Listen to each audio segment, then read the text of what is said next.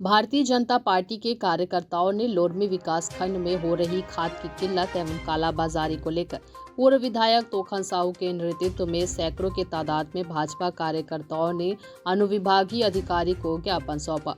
ज्ञापन सौंपते हुए तहसीलदार से किसानों की समस्याओं को अवगत कराते हुए कहा कि पूरे क्षेत्र में पर्याप्त मात्रा में खाद मिलना तो दूर, उल्टे जहां भी मिल रहा है वह निर्धारित मूल्य से अधिक दोगुने रेट में क्रय करके अन्नदाताओं को आर्थिक नुकसान पहुंचाया जा रहा है। खाद की कालाबाजारी चरम पे है, प्रशासन मूक दर्शक बनी हुई है। बता दें, सोसाइटी में महीनों परमिट कटने के बाद भी किसानों को अभी तक खाद उपलब्ध नहीं हो पाई है। यही नहीं, 825 रुपए के पोटास खाद लगभग 1700 रुपए में बिक रहे हैं। खेतों में रोपाई के कार्य चरम पर है और डीएपी यूरिया खाद के लिए किसानों को बाजार से भी अधिक दामों में लेने के लिए मशक्कत करने पड़ रहे हैं।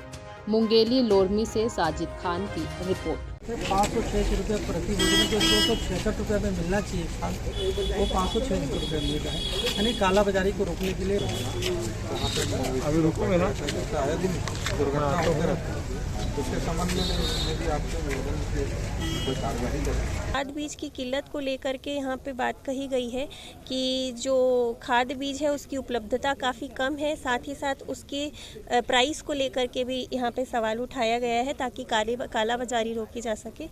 तो इसके संबंध में जो ज्ञापन मुझे प्राप्त हुआ है उच्च स्तर के अधिकारियों तक इसे पहुँचा करके जल्द से जल्द समस्या का निराकरण करने की अनुरोध। क्या कारण है कि जो धरने से खाद काला बाजारी है उसमें रोक नहीं लगा पा रही प्रशासन? अब वो तो जांच का विषय है और पहले जांच करना पड़ेगा कि क्या उसमें एक्चुअल में कालाबाजारी हो रही है या नहीं, या किल्लत है कि नहीं।